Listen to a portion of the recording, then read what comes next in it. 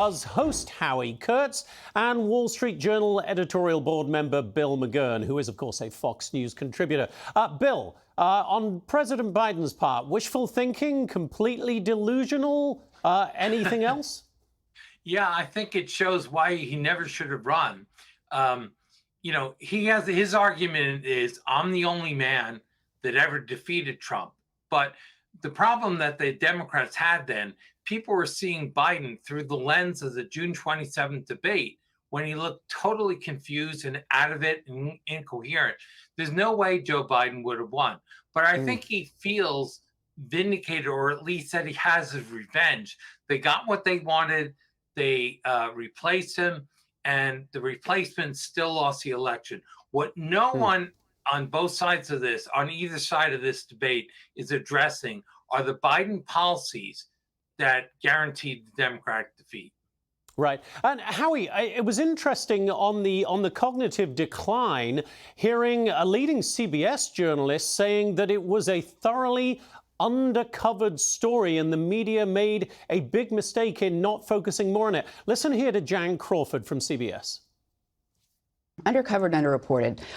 That would be, to me, Joe Biden's obvious cognitive decline that became undeniable in the televised debate. And yet he insisted that he could still run for president. We should have much more forcefully questioned whether he was fit for office for another 4 years, which could have led to a primary for the Democrats. It could have changed the scope of the entire election. How big a mistake, Howie, was it by the media not to dig deeper into what seemed obvious to everybody's eyes? Huge. And Jonathan, I think your word delusional may be a little understated. It is crazy town. I mean, Biden would have lost in a landslide, especially after that disastrous debate. And here's my take. He's been running for president since 1987 when a plagiarism scandal forced him out. He finally wins in 2020. He likes flying around on Air Force One. And so he has convinced himself, well, I beat Trump once, maybe I could do it again. He's concocted this fantasy world version of what would have happened. And the reality is, I mean, he would have done much worse than Kamala Harris. And I think he didn't want to give it up. The Democratic Party forced him out. He's angry. And so he lives in this idea that, well, yeah, I think in the end I could have beaten him. And that's just something he never should have run for a second term in '82. That was a huge mistake. And I think the media have made that very clear.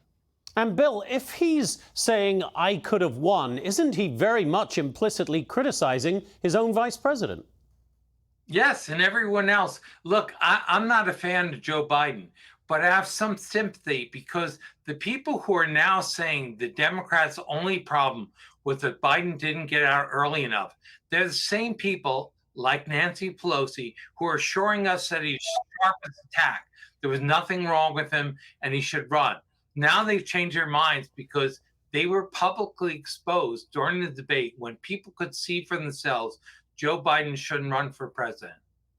Howie, just real quick to wrap it up, is the media capable of correcting itself and not making the same mistakes that seem to repeatedly come up with certain sections of it? Well, unfortunately, the media often don't learn the lessons of this kind of thing. And I think if there's a similar situation, I don't think we're going to see another 81 or 82-year-old nominee. They just go back. And look, this was a disastrous performance by the media showing that Joe Biden, whether you liked his policies, you didn't like his policies, should not have done what he did. And right now, he is living in a fantasy world, Jonathan. Howie and Bill, wonderful to see you both, and a Happy New Year to both of you. Hey, Sean Hannity here. Hey, click here to subscribe to Fox News YouTube page and catch our hottest interviews and most compelling analysis. You will not get it anywhere else.